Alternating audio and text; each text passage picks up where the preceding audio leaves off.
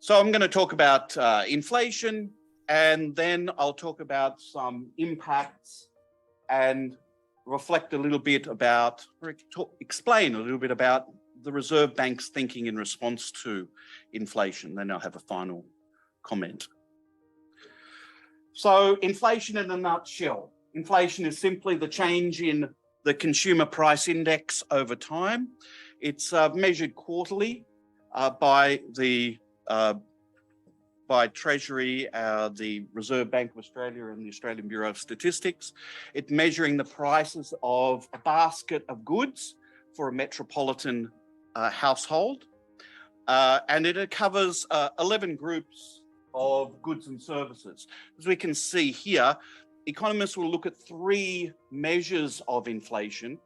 The highest one that you can see there, it's currently the CPI has grown by 6.1%. Prices, this basket of goods is increasing by 6.1%.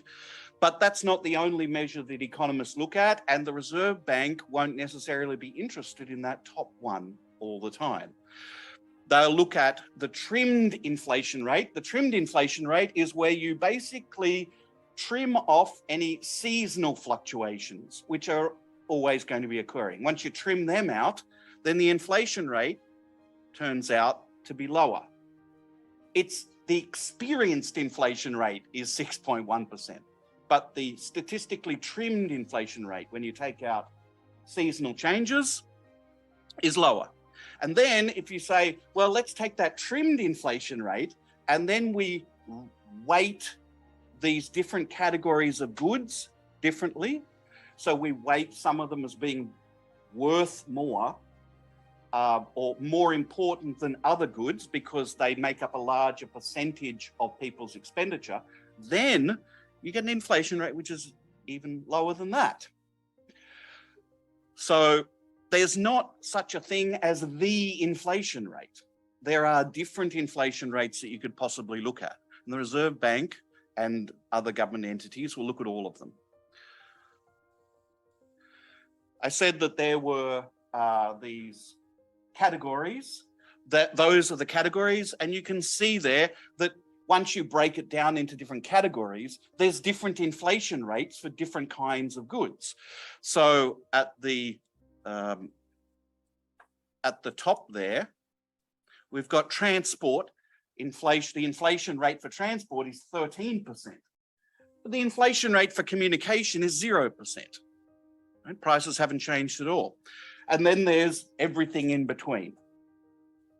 So what can cause inflation? Well, this is a standard of list of things that can cause inflation to occur. We can have prices, remember here we're talking about the general level of prices throughout the economy, can be caused by aggregate demand or aggregate expenditure in the whole economy increasing beyond productive capacity of the economy. And that's something that Lawrence Summers, who I mentioned earlier, he thinks that's predominantly what's going on in the United States.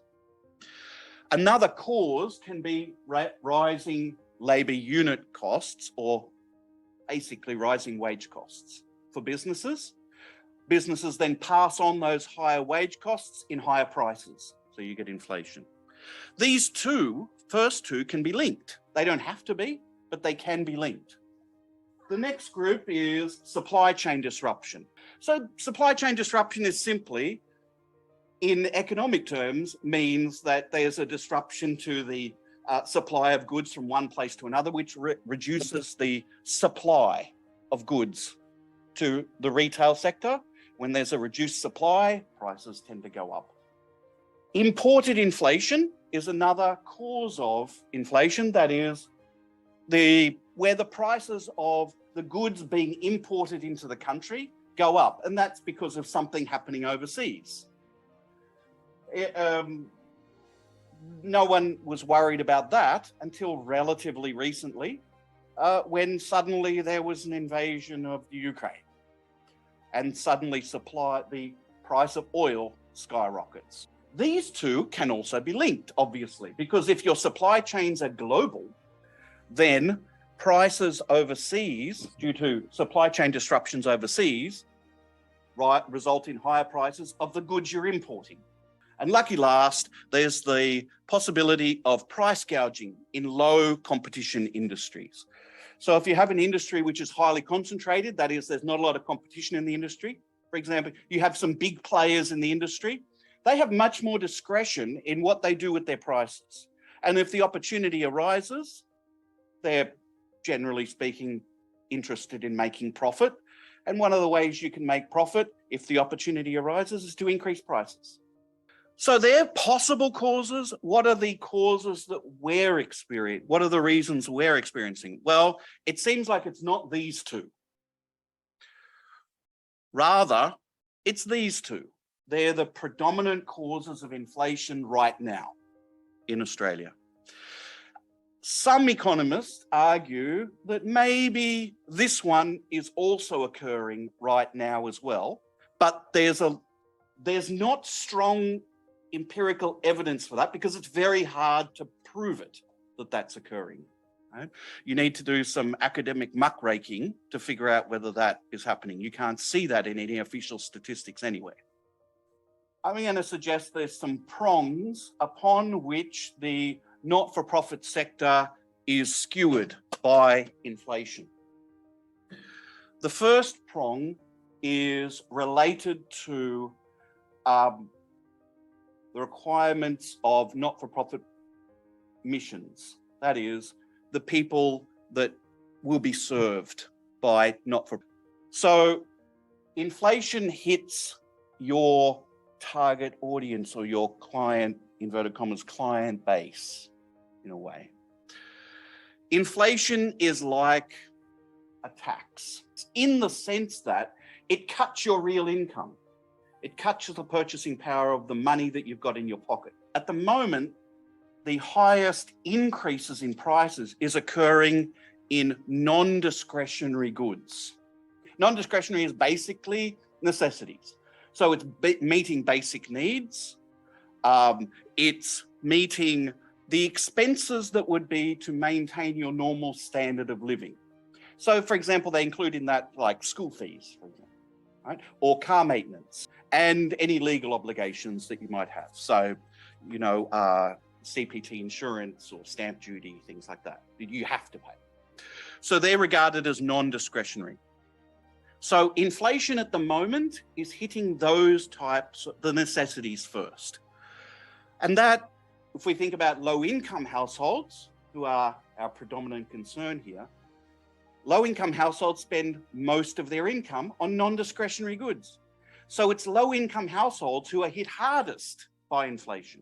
You could always say, well, people on fixed incomes, so social security payments, unemployment benefits, pensions, war widow pension, and so on. That's indexed to the inflation rate or to the cost of living rate. However, it's lagged. So you will experience inflation now, and maybe in a year's time, you'll get an increase in your pension. Well, that's no help to you now. Here's the inflation rates for those for discretionary, non-discretionary. For discretionary goods, it's 4%. For non-discretionary, it's above the overall inflation rate. Right? So people who are predominantly spending their money on non-discretionary goods and necessities are actually experiencing a higher inflation rate than anything that's quoted. If we looked at cost of living, the Bureau of Statistics now collects information about costs of living. It comes up with cost of living indexes.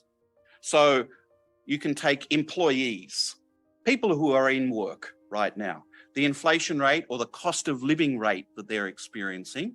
You can see from the middle of 2021, the inflation rate has steadily gone up.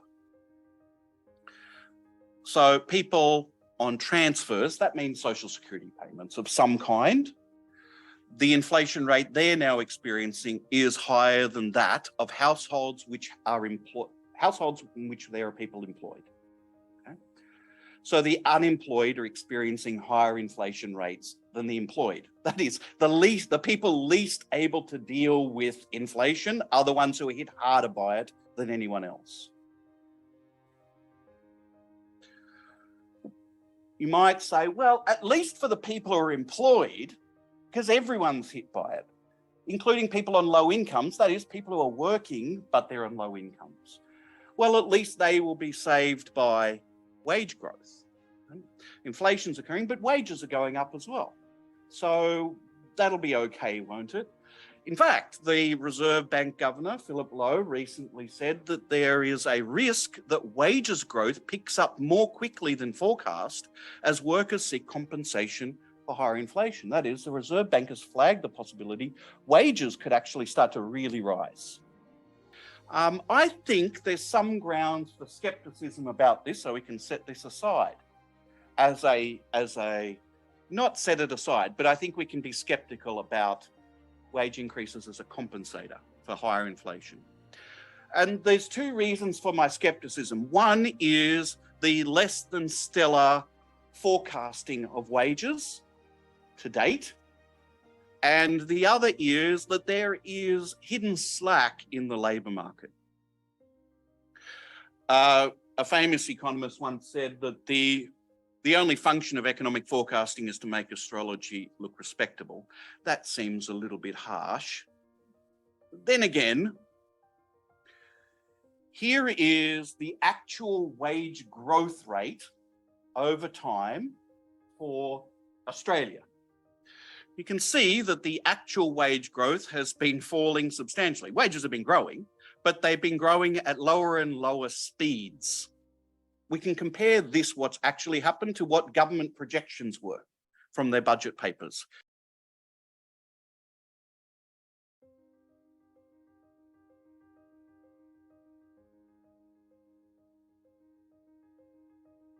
But there is a theoretical reason, empirically based theoretical reason, for why these probably may well be wrong and why they've always been wrong. And that is there's hidden slack in the labour market. This is the unemployment rate. And the unemployment rate has now hit a historic low level of 3.5%. However, we need to look at other rates of unemployment, other factors as well. This is the underemployment rate. That is, this is the percentage of the workforce who wants to work more, but they don't have enough hours. They would be willing to work more hours at the same wage rate, but they can't get the work. Okay? We could say, so for example, you're employed for 20 hours a week, but you want to work 40 hours a week. You're unemployed for half of the week. In the statistics, you're classified as employed, but in reality, you're actually only kind of half employed and you're half unemployed. So these people here in the red line, they're unemployed for some period of the week while simultaneously being classified as having a job. These are people, this is where we have hidden slack in the labour market.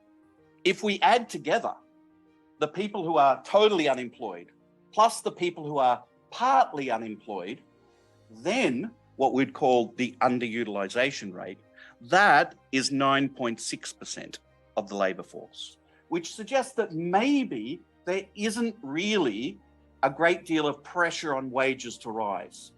So that's the first thing. People on low incomes are going to be hit hardest by inflation. That is, for at least some of you, your constituent base is going to be hit hard by inflation, or is being hit hard by inflation.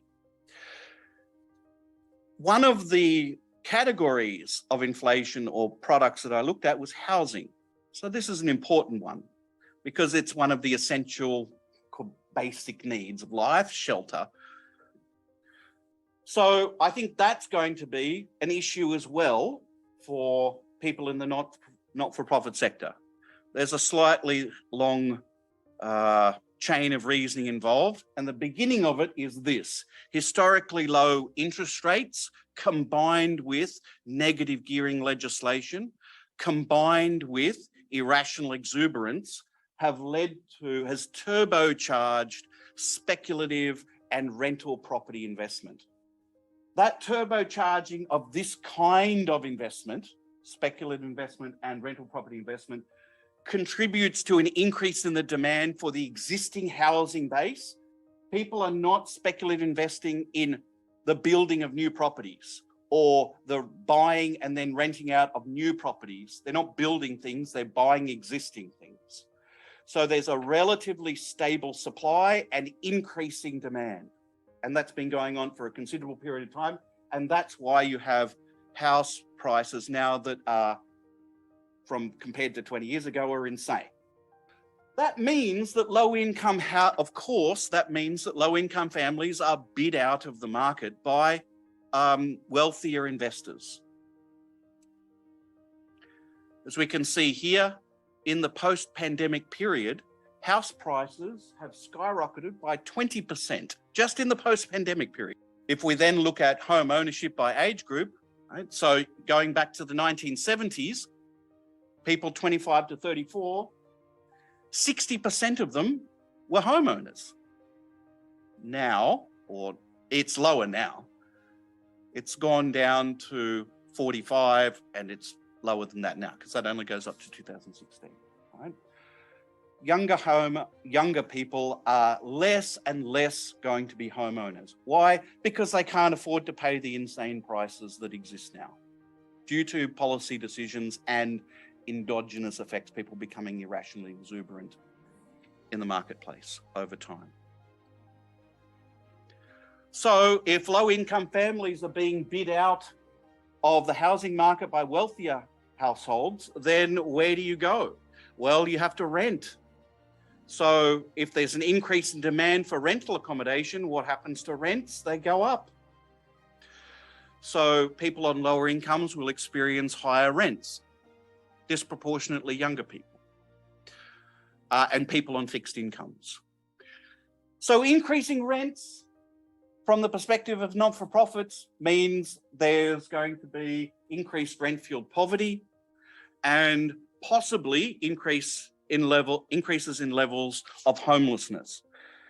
60% of low-income households spend 30% of their income on rent. 24%, almost a quarter of low-income households spend half of their income, of their low income, on rent. 7% of households, low-income households, spend 75% of their income on rent. Okay, so these are what we would call it at-risk households. So it means that some people will be pushed out of rental accommodation. They simply won't be able to afford it. That 7% of low-income households are more likely than before to lose housing or lose shelter altogether. So Sydney Morning Herald, we get headlines such as "Suburban normal woman becomes homeless." I've never felt so vulnerable. The Guardian readers share their rental crisis horror stories. No place for them, the rental and social housing crisis in the bush, a bit of winter and nowhere else to go. Hobart housing crisis forces people to live in tents. So these is anecdotal, but there's something to it if it's starting to appear in the media. It's becoming visible. So in summary, for this last prong, particularly related to housing, basically the demand for rentals is outstripping the supply, causing rental prices to go up. People on lower incomes will ultimately, eventually, the most vulnerable, will be pushed out of rental accommodation. What's the solution? The solution cannot be a demand-side solution. The solution has to be a supply-side solution. That will contribute less to the housing crisis and the rental crisis at the same time. So social housing to the rescue, is that the way to go? Well, most economists would say, yes, that's the obvious no-brainer solution to this problem. The Community Housing Industry Association of New South Wales estimated that in New South Wales, there's about 50,000 families waiting for social housing now, roughly. It's just ballpark. The New South Wales government in 2016 promised to build 23,000 new social housing dwellings over the next decade. All right, even if they did it immediately, it's still not solving the problem. They're going to stretch it out over a decade. That's not a solution. Worse, by 2021, of that promise, they'd only completed 2,400 dwellings. And up to since 2011, they've actually sold off 4,200. So they've actually had a net loss, second prong, which is on the income side for not-for-profits. So for many not-for-profits, I rely on donations.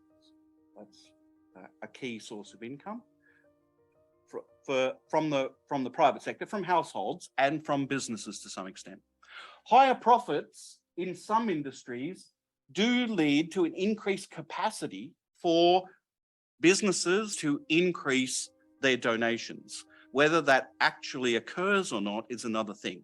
But in this kind of inflationary environment, there are certain sectors of the economy which will be better able to provide donations than before, because some of them are making windfall profits. That is, they're not changing production, they're not increasing the amount that they're selling physically, but the profits they'll make on each sale are higher than would otherwise have been the case without doing anything else. So they have a capacity to be more generous than they might have otherwise been. Well, that's the upside. The downside is that the higher cost of living means that there's a decrease in discretionary spending by middle-income households. And one of the things that's discretionary spending is donations. Right? That's not a necessity of life. That's a choice that people make. Now, if your cost of living have gone up, if your rent's gone up, if your electricity bills have gone up, if your petrol prices have gone up, then one of the first things to go is going to be donations. So on the one hand, there's an increased capacity for donations on the part of business, but there's probably going to be a decreased capacity for donations on the part of households. If the fall in donations is greater than the rise in donations from these respective groups, then it would be necessary for there to be a government response to fill the gap that would arise in that case. Again, that's just kind of basic accounting, filling the gap. The solution, again, ultimately has to be political, though. And that is, there has to be a will on the part of government to fill that gap. Okay, we know that the Reserve Bank has responded to the increased inflation. How has the Reserve Bank responded? It responded by increasing interest rates, the official cash rate, which gets passed on by private banks. So why has the Reserve Bank done it? Because the Reserve Bank is focused on inflation. It has an inflation target. Its target range is an inflation rate of between 2 to 3%. It wants inflation to stay around about in that range. Now, obviously, it's now outside the range. No matter how you measure the inflation rate, every measure is going to be outside the range now. The Reserve Bank is now worried that this trend may continue outside the range. And the longer it leaves it, the harder it is to get it back into the range. You might say, well, why are they so obsessed with keeping it in this range? What's the big deal? Right? Well, the primary reason is that it provides stability. That is, predictability about the future. If the Reserve Bank says we're going to keep the inflation rate between 2 to 3%, you can plan, everyone can plan for the future. For businesses, when you're investing, you have to think about what's my future profitability? What are the prices going to be for my inputs? Well, if I don't know how much prices are going to be going up by, I don't know what my costs are going to be in the future, and I don't know what my revenue is going to be in the future. So I don't know whether to invest now, whether investing now in a new plant, new factory or something like that is going to be a good idea.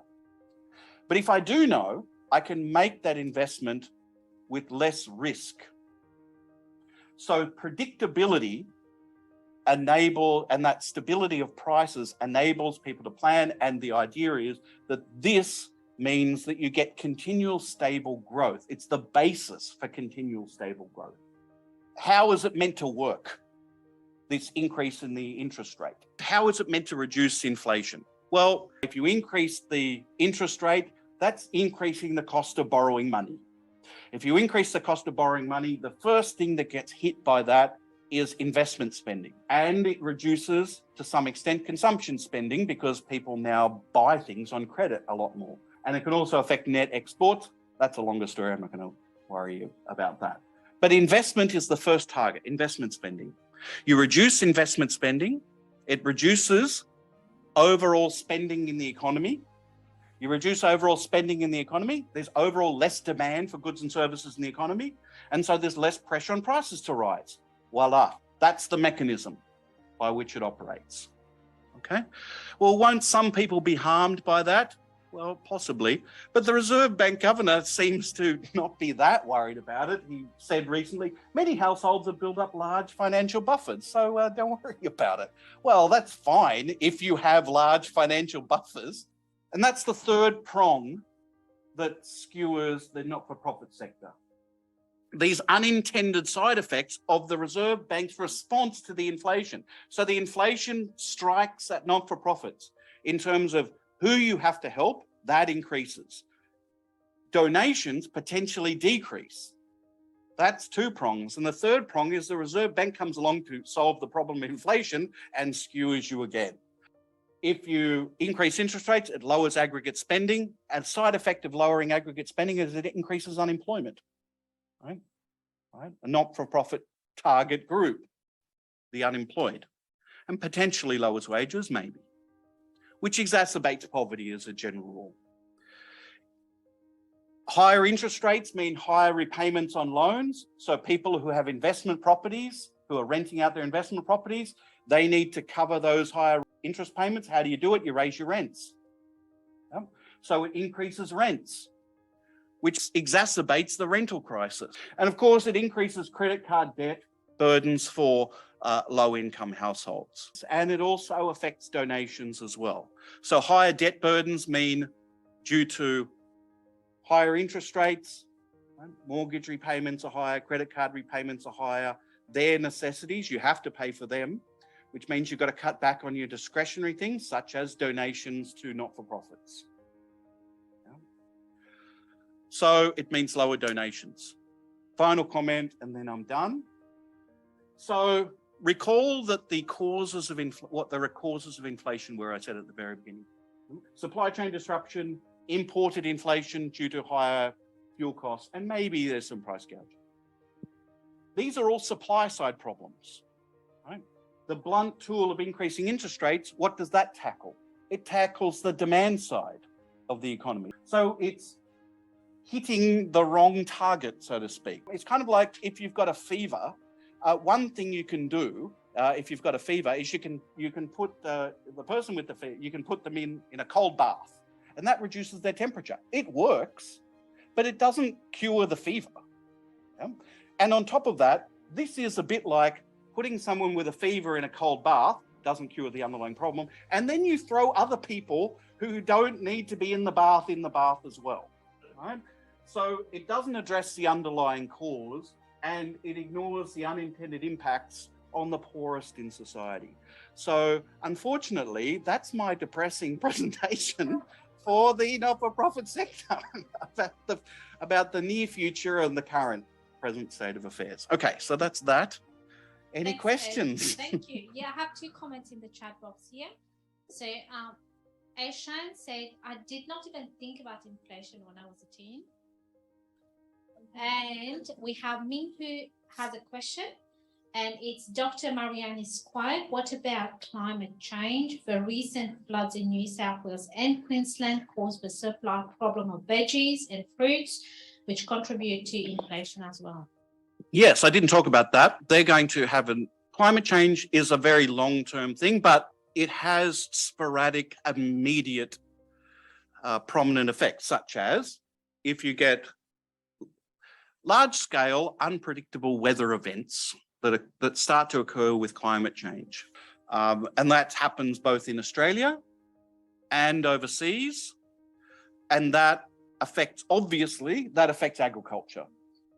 So to some extent, Australia's agricultural market is actually relatively limited, but it's not insignificant, and it does affect the prices of necessities such as fruit and vegetables. We've got to remember also that those weather events are going to be occurring overseas, and they're going to affect the prices of agricultural commodities that we import as well. It's going to contribute to import inflation periodically, every now and then, and it'll be totally unpredictable. On top of that, you get things like fires, right? Which fires and floods don't just affect agriculture, they also affect homes.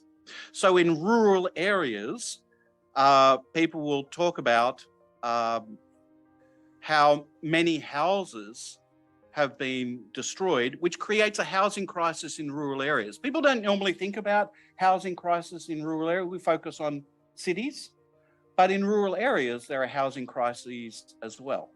Okay, and it's two things. One is you get these natural disasters where you get houses being destroyed or rendered unlivable, decreases the supply, while at the same time, rental rates and house prices have become so ridiculous in the metropolitan cities that people start to shift outwards. Right? Economists and demographers have this idea of there's a donut effect, whereas when the house prices and rents become high in a concentrated area, people will move out. And then it becomes higher, then they move out further. They move out further to the point where they start to move to rural areas, not knowing that actually there's a fall in housing supply periodically due to climate change in those rural areas. Hi, Edward. Thank you very much for that presentation. How high will the RBA go with interest rates before they start affecting not only the low-income earners, but the middle class who are trying to pay their mortgages or rents before it actually has an impact on a greater number of our population? I refer you back to this quote here, that economic forecasting makes astrology look good. So I don't want to make predictions about that. I'll make it's not a prediction, I'll just give you a scenario that the Reserve Bank will become increasingly worried about the low level of unemployment and the inflation rate, and will be fearful that if they don't continue to turn the screws on the interest rates, then this will start to continue to get worse. And the part of the reason why they might do that is because they will look overseas. In the United States, they're seriously concerned, and it's definitely more of a problem than here in Australia. In the United States, the inflation rate, the headline inflation rate, is now over 9%. In the UK, it's over 12%. It's nearly 13% now, right?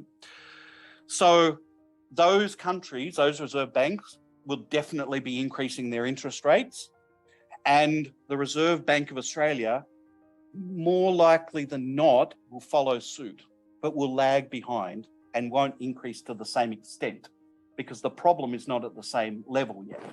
Hi, has anyone, well, I appreciate, your discussion, it's been good, but to me, it's been missing a key element, and that's the taxation.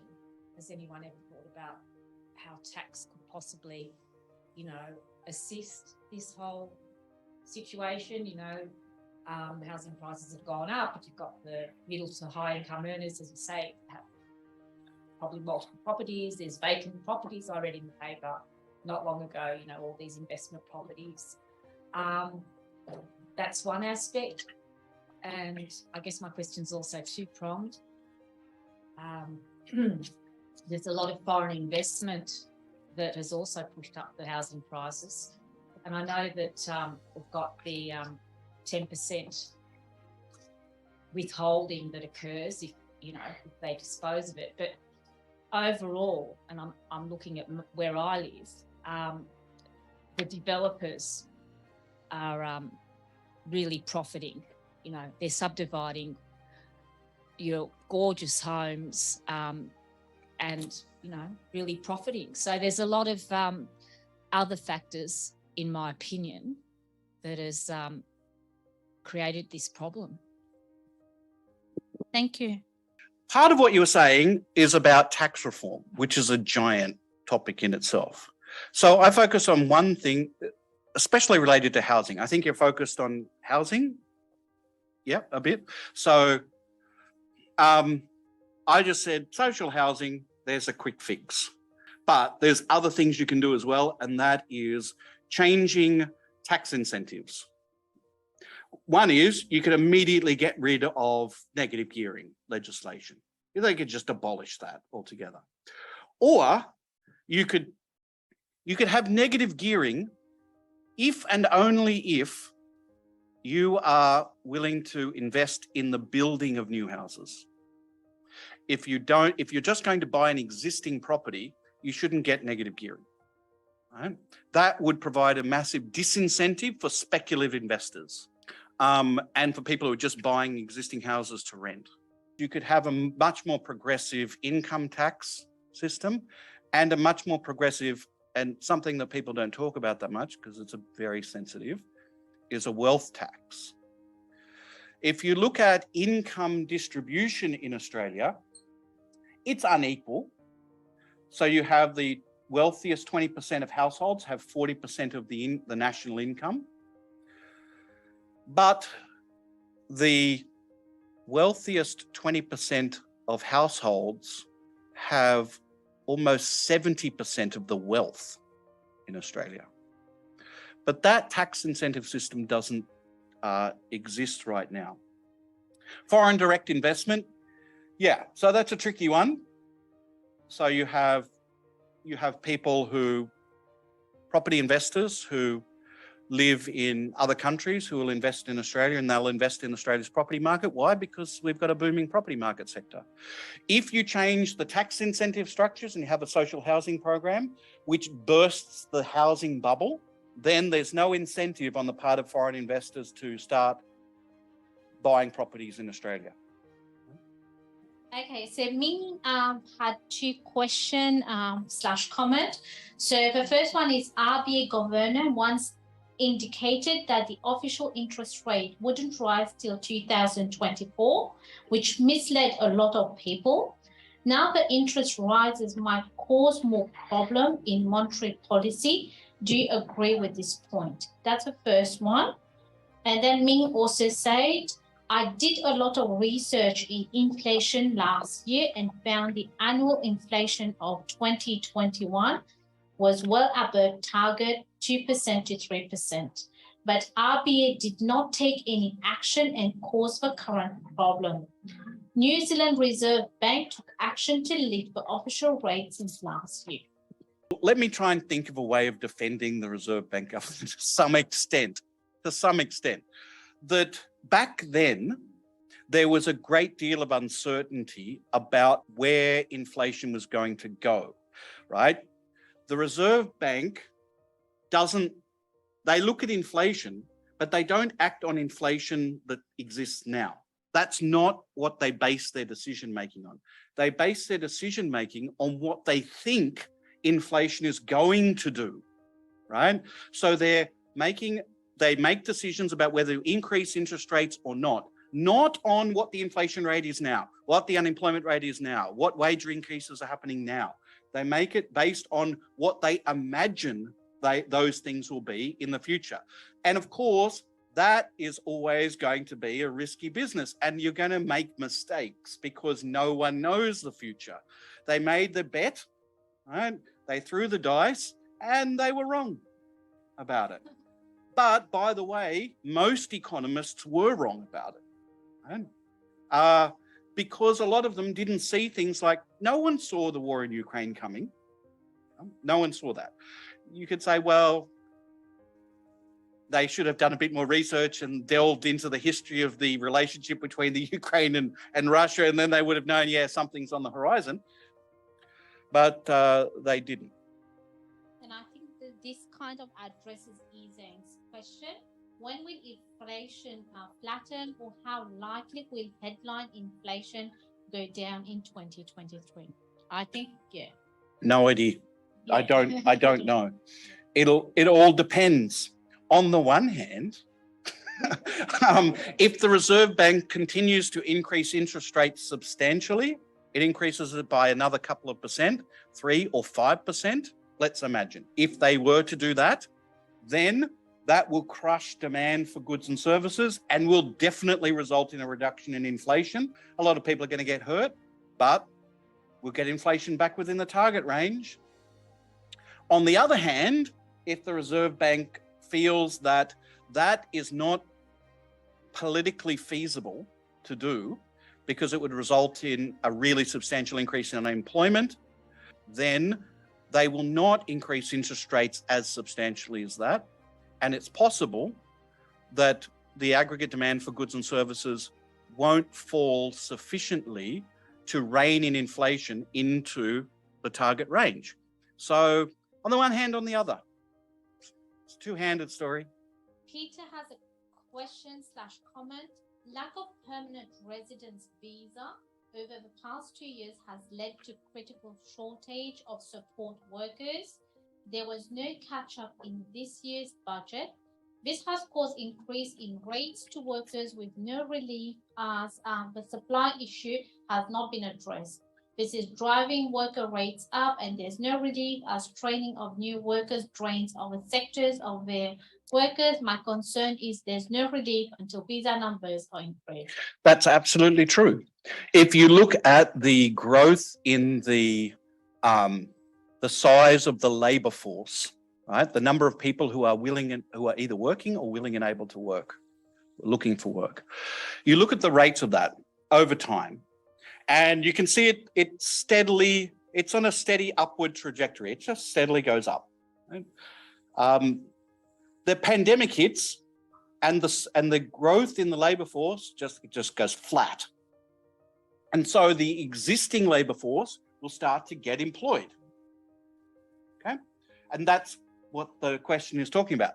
The only caveat that the person who is asking this question is then talking about how it affects different sectors, right? So some sectors will employ more people who they didn't previously have. They're not migrants. They're not coming in temporarily or permanently. Where do you get them from? You get them from another sector in the economy. You steal them from another industry, right?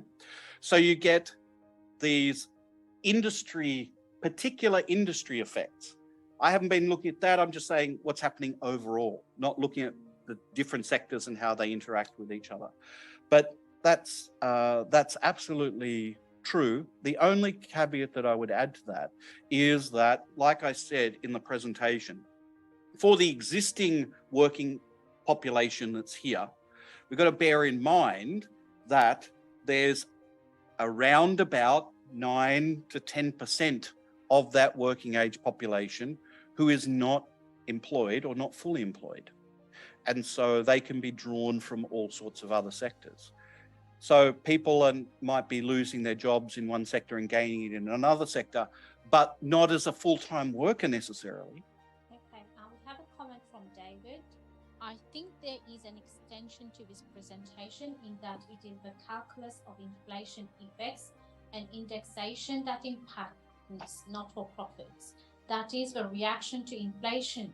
The correct methods of indexing funding are not related to the comprehensive cost of service delivery and the increases of those costs.